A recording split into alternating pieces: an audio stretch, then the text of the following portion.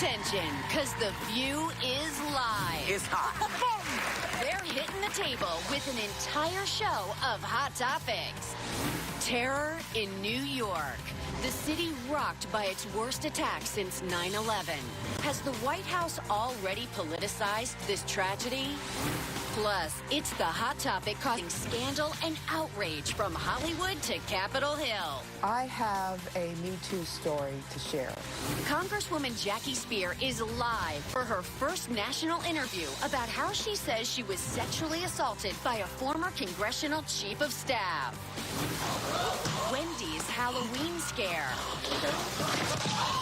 What's she saying about the shocking moment when she fainted on live TV? The View starts now with Whoopi, Sarah Haynes, Joy Behar, Sunny Hostin, and Meghan McCain. Now, let's get things started.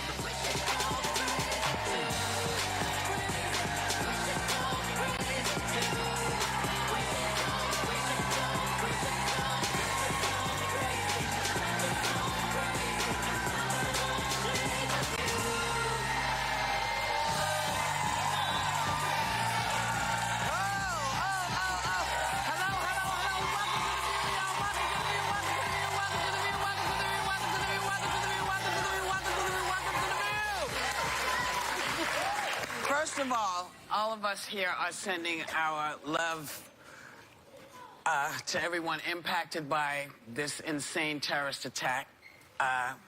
Really, the first one we've really endured since September 11th. 8 people lost their lives after a man from Uzbekistan, who's been in the U.S. since 2010, used a rented truck to plow into people on the New York bike path in an ISIS-inspired attack.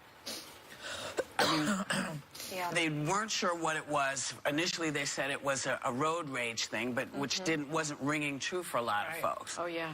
I mean, I think what a lot of people did on September 11th. I started trying to find my family, you know, that live in that area or work near that area.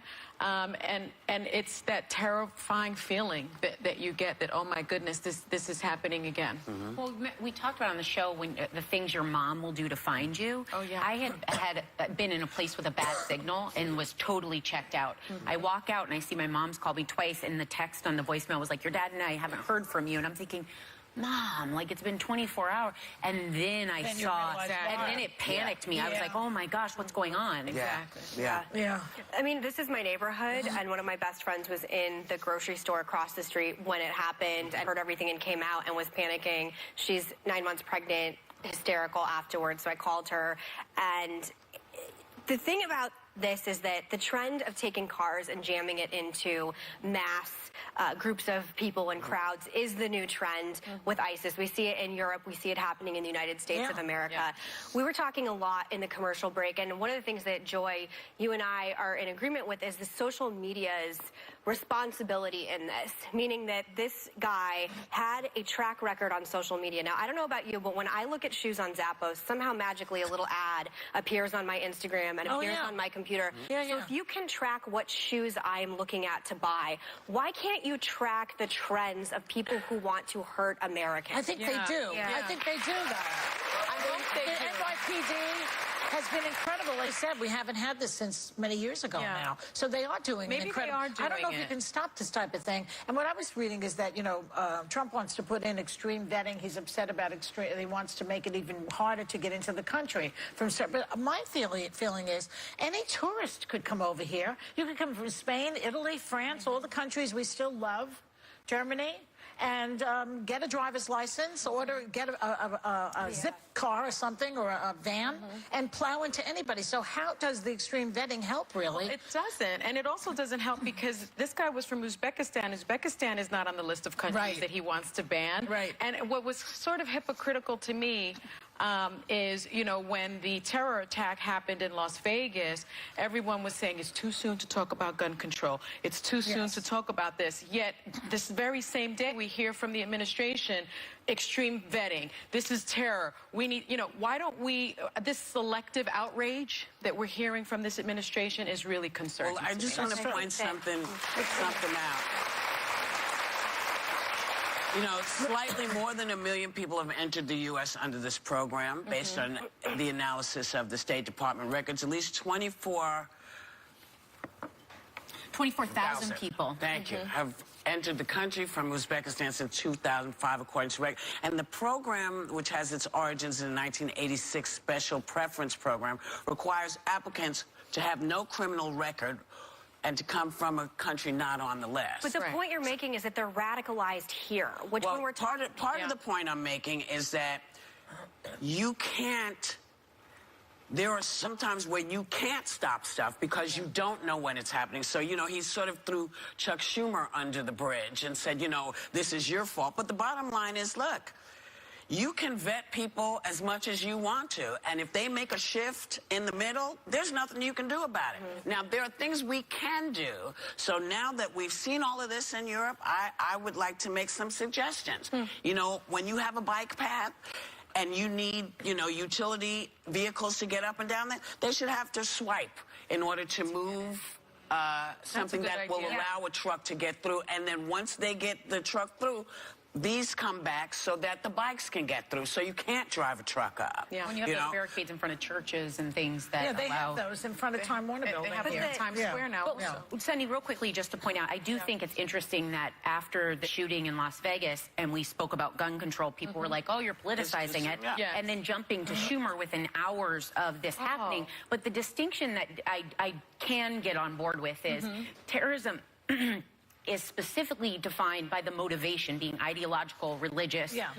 So the fact that he came out screaming that, and also leaving notes pledging allegiance to ISIS. To me, it's not too soon to call it terrorism. No, I because agree. it definitely is clearly stated that. Whereas we can't find the motivation still for the Vegas shooter. Go ahead. Well, it's just important that this isn't an American thing, this sort of anti-immigration rhetoric. Look at Brexit. Look what's happening in Germany after they let 1 million immigrants in. Angela Merkel probably won't get reelected. Every global leader that came in with Obama in this sort of progressive, open borders policy have not only been voted out, but they just don't exist globally anymore. So I think when we're talking about rhetoric, this isn't just uniquely to America. This is happening all over the world. No, it is as well. happening all over. But unfortunately, we are in a situation where the conversation starts with you people.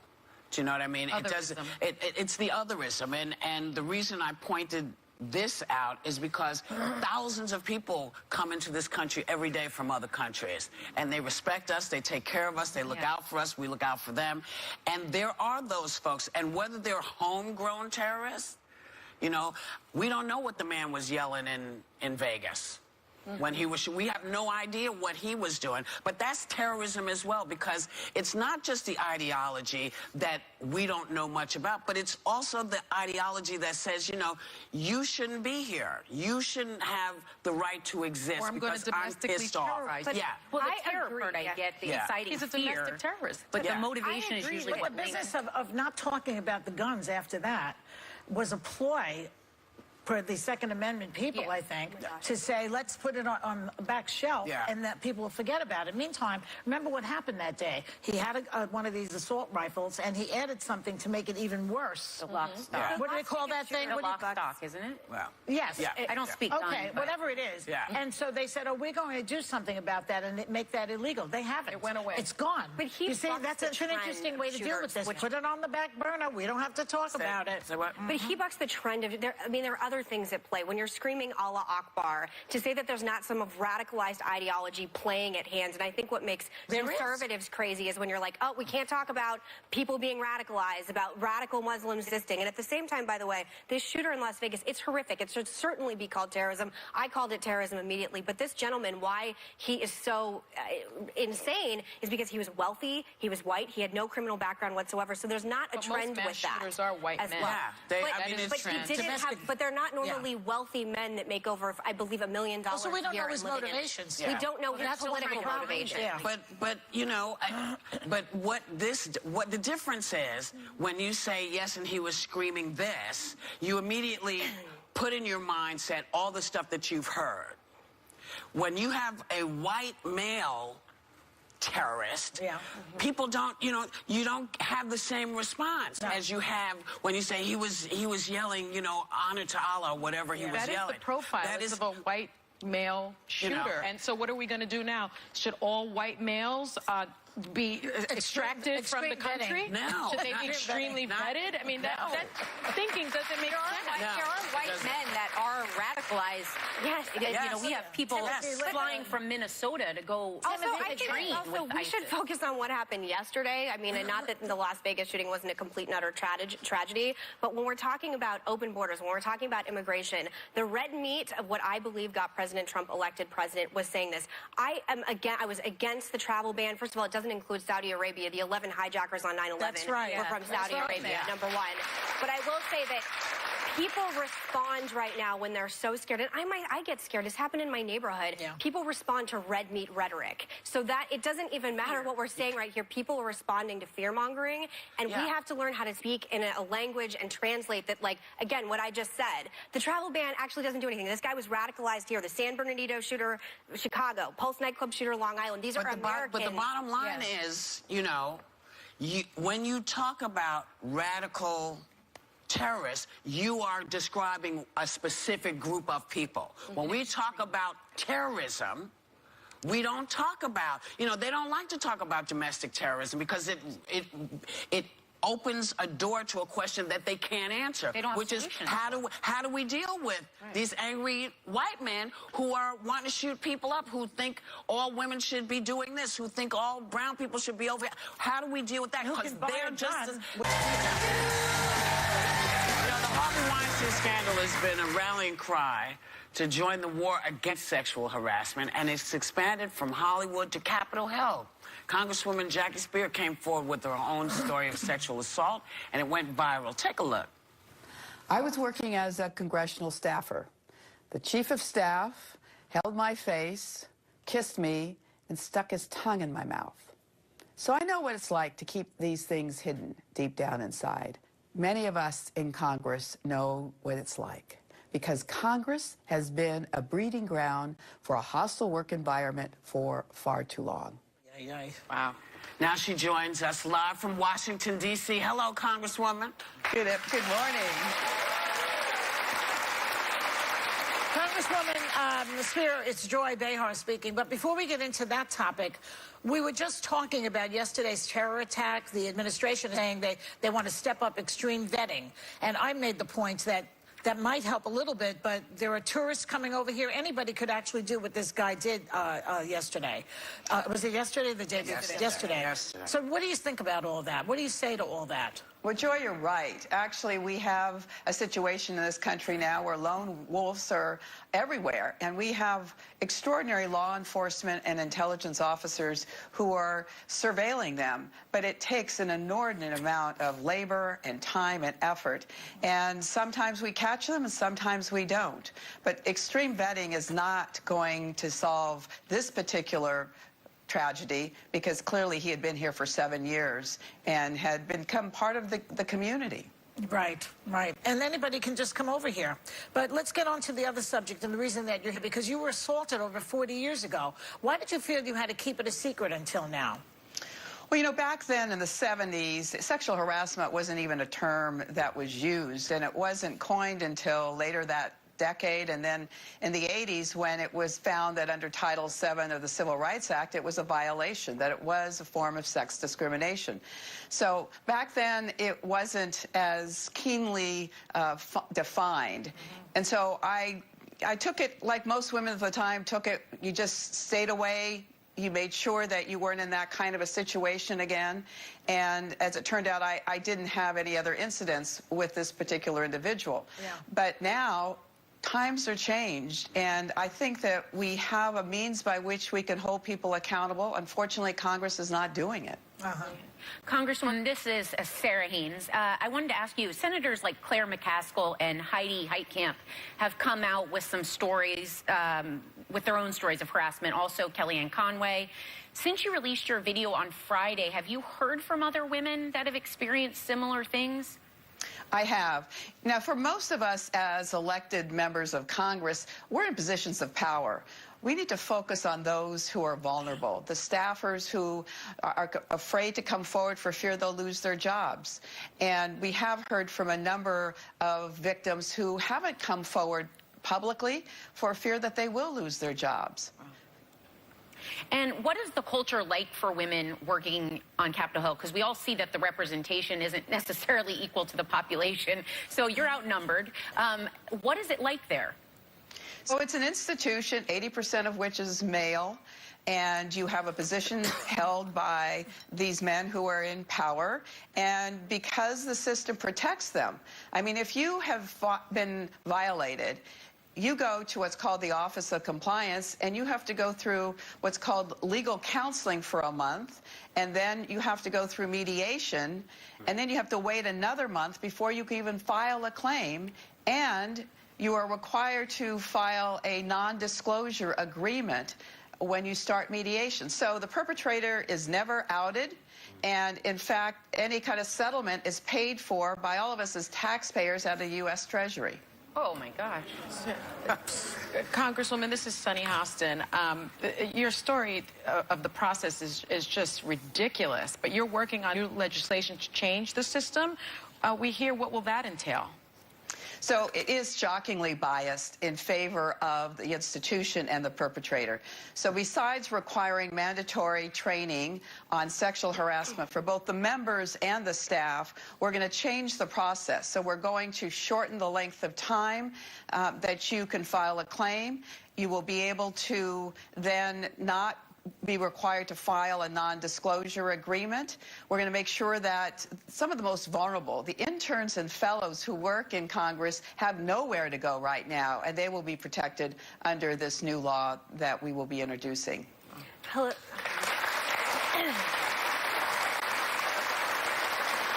Hello, Congresswoman. This is Meghan McCain. So I just want to switch gears here. We've been talking a lot about Mueller's Russia investigation since it began. You are a member of the House Intelligence Committee. Can you tell us what we can expect, and who do you think should be nervous at this moment? Well, I think Michael Flynn will certainly be someone who will come under the crossfires of the Mueller investigation. I would suspect that he will be indicted as well. I think that the Mueller investigation is doing an extraordinary job of being non-political, looking at the law and basing their decisions on the law. I think the investigations going on by both the House and the Senate are much more complex because they're political institutions, and certainly in the House there is a difference of opinion as to what we should be looking at. But for all of us as Americans, we do not want an adversarial force to come into our country and impact our elections, and that's exactly what the Russians did. And what do you think about Trump dismissing Papadopoulos as an errand boy? What do you think about that? Well, you know, he's very good at somehow suggesting that everyone's a volunteer. And the truth is, in the campaign, a lot of people were volunteers. Even the chairman was a volunteer. A lot of people didn't get paid that were supposed to get paid. But he was right there. He was right there interacting with the top members of the Trump campaign hierarchy. He was sitting at a meeting with the National Security Advisory Committee. The president, when he was a candidate and was asked by the editorial board of the Washington Post as to who his national security advisors were, he mentioned George Papadopoulos, and you know, he doesn't have the ability to remember a lot of names, so I thought that was significant in and of itself. And that's a hard one to pronounce. Congresswoman, the next time you're in New York, come and sit with us at the table. And just not for nothing, when you talk to these interns that you were talking about, tell them they have to stick together and they have to have each other's backs. And if they have that, they'll be protected until you can get stuff in order, because nobody should be nervous about talking. They can talk to their friends. If they got each other, then that's step one. Thank you for coming, Jackie Spear. Strengthen. Come back again. We'll be right back. She's great.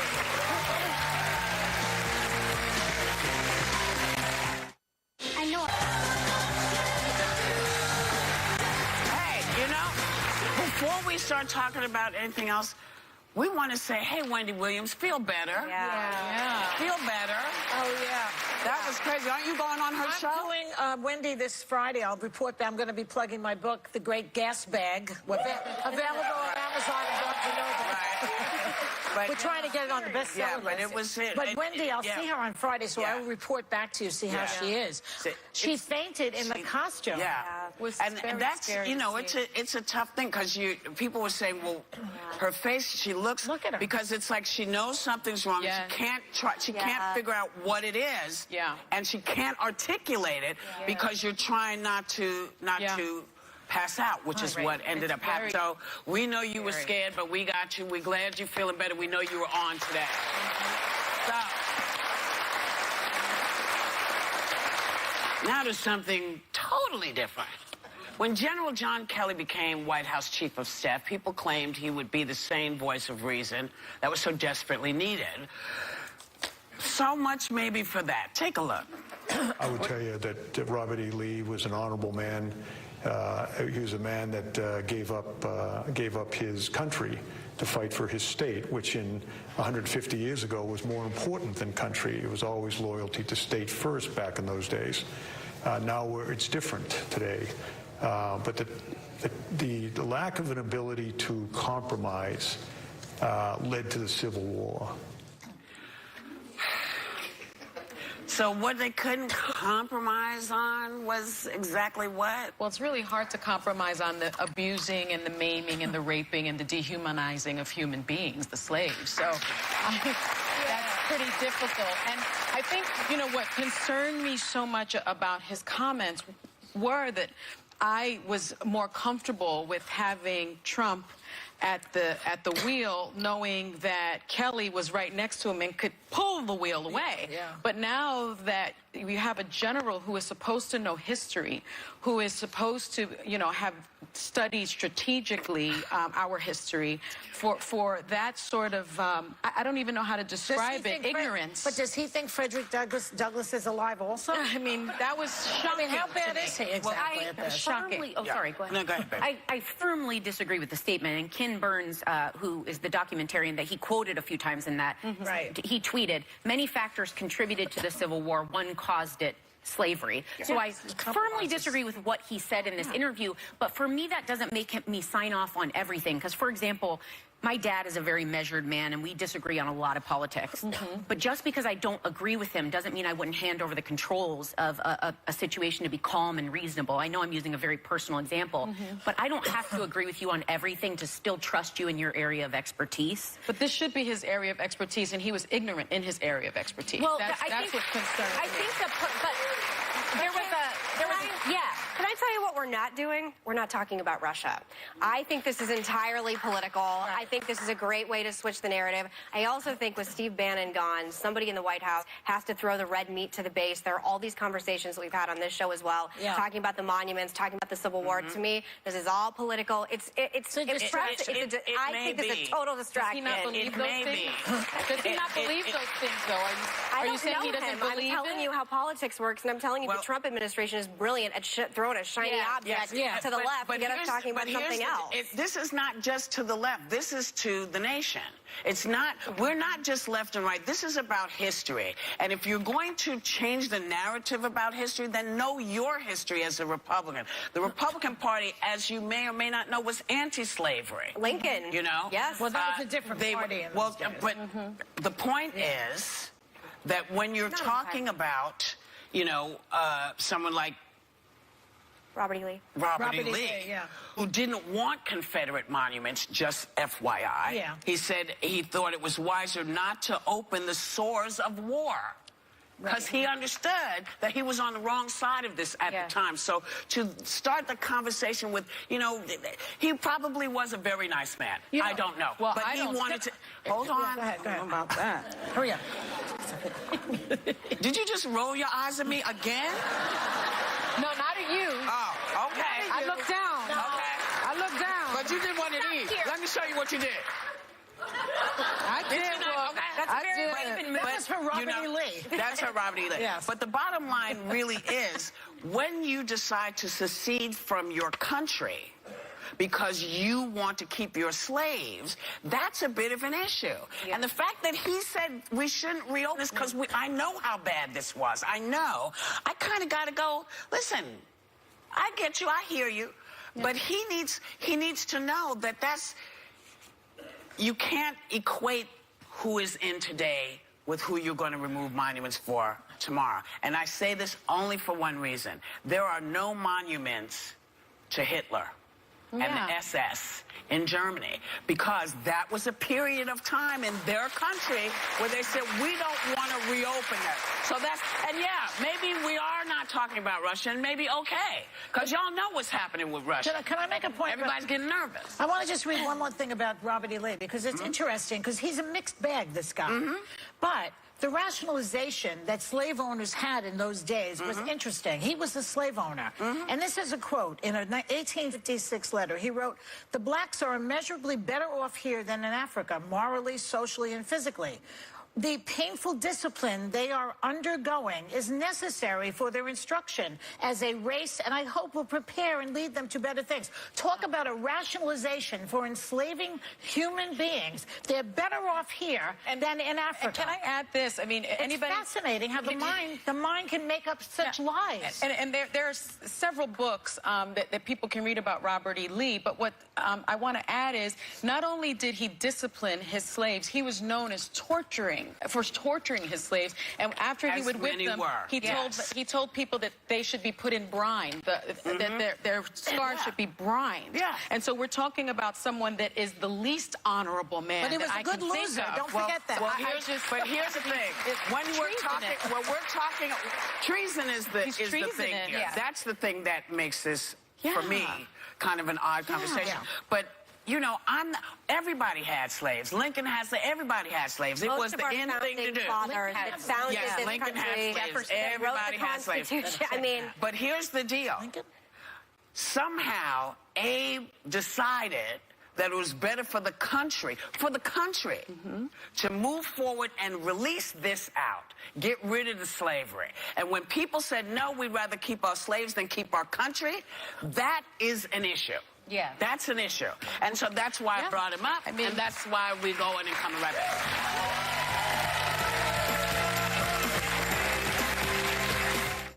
It's all pop culture. So, welcome back. So apparently the new guy demonized political correctness in his tweet about the terror attack. But a new poll found that 71% of Americans say that being PC has silenced discussions we need to be having. So I'm going to ask, what do you think is? Give me an example of what political correctness is to you. Oh, I mean, I am a conservative on television. Some people recognize me someplace. I go to restaurants, this show, different places on the subway, and people who don't want to talk about being a Republican in Manhattan and major cities will come up to me and say that they're uncomfortable talking about it, but they want me to know that they agree with me, but they want to do it privately. So when we talk about political correctness, I think sometimes being a conservative, when in places where it's not socially acceptable to, people want to confide in me. That's when I heard this was my interpretation, but 71% is a lot. It's a major majority of people. Yeah, but I mean, I think they did misconstrue it a little bit, because if you do a Polish joke, which was popular at some point, and how dumb Polish people were, that was a joke. Remember that? I don't know if you remember this. It was going around, Polish jokes. Well, if you're Polish, you don't think that's too funny. So then it's politically correct to those Polish people that you're making this joke about. But sometimes when you're speaking about your own things, like let's say I'm not a comic, but I reference sometimes battling my weight or yo-yoing things, and I make a self-deprecating joke about my size. Right. People are like, it's not very politically correct to talk about your... Yeah, and like, it's not about you, it's about me. And the fact that they sometimes squash conversation when you're coming out. As a comic, we deal with it. Halloween costumes. Yesterday was Halloween. People are like, oh, they just like wait for... It used to be a time where you could be clever and just be creative and go out for Halloween. Everybody's looking to pounce. Yeah, and the next day there's always story after story about wasn't very tasteful. And ground zero are college campuses. Like you said, many comedians, Jerry Seinfeld being one of them, Bill Maher, say they will not perform on college campuses anymore because everyone's so offended. There's so many safe spaces. People like Ann Coulter, I don't agree with her on almost everything, but she doesn't feel comfortable, or she has to have security when she goes and makes speeches on college campuses. I think it's the level of intolerance of not hearing things that you're not comfortable with, and it seems to be an epidemic. That's a valid point, because Go ahead. I think, you know, no matter how uncomfortable we are with opposing views or the most strident views, I think it's a really small price to pay for freedom of speech, which is the pillar of our democracy. Yes. So I'm never really that uncomfortable with. Yeah, I'm never, and I've said it on this show a lot. I'm never really that uncomfortable with people that are non-PC because they have a right to say it. You've got to protect the most unpopular speech. One little Because it's usually the minority One little view. point. It's a similar point to the conversations we have about harassment and everything else. What is your intent? What is your intent? Is your intent to hurt me? Is your intent to humiliate me? As a comedian, I probably say things that people can construe as incorrect, but it's all done in fun, and there is no malicious intent. Yeah.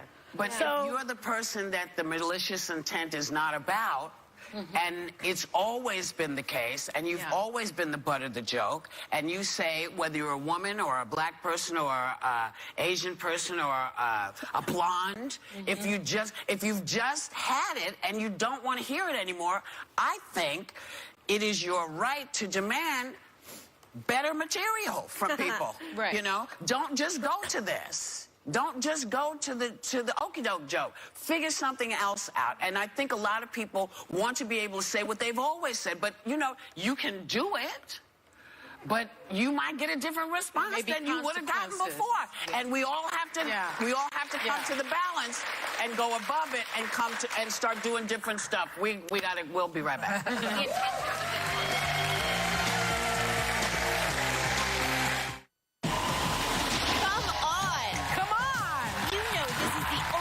In daytime, dishing out the hottest topics. Give me some credit. I'm a tough chick. But this is why you need women running the world. People want change. You're right. You're right. Oh, boy. That went too far, I guess. So grab your phone and join the conversation. I'd love to see that. And don't miss The View on ABC.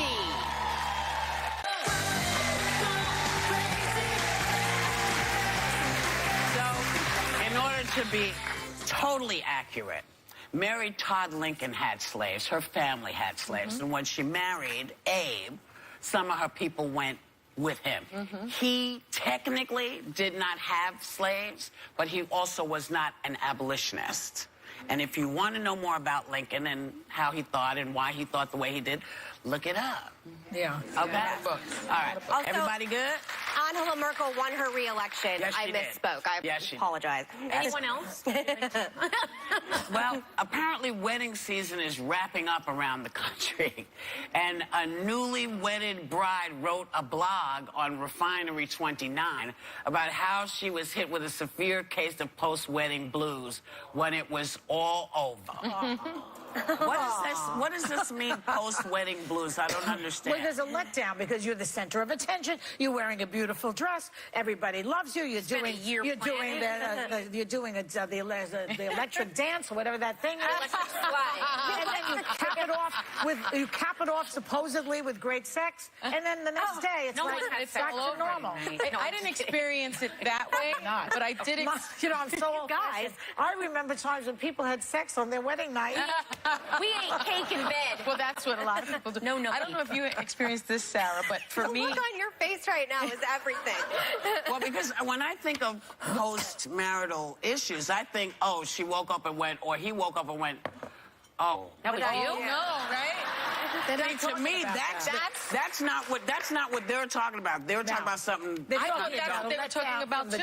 But there has to be some correlation between the most over-the-top weddings that I've been to, ones that are so expensive to fly to and go to, and then they're like, I've had this experience, a good friend, super huge, very expensive wedding to go to, got divorced like 6 months later, and I was like, I spent a lot of money celebrating you, and then all of a sudden... Can I get the blend back? You wake up thinking, oh my God, I just did this. Yes. Wait a second. What do you want, a warranty on every time you go to a wedding? Yes. You should get at least a 1-year guarantee.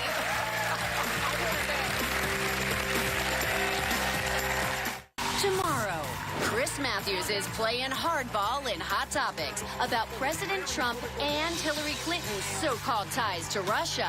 Plus, the amazing Andy Serkis on being the master of motion capture acting and why people are gasping at his latest movie, Breathe. Welcome back. The blockbuster picture Star sequel Cars 3 is available on digital download right now, and thanks to our parent company Disney, members of our audience are getting a digital download.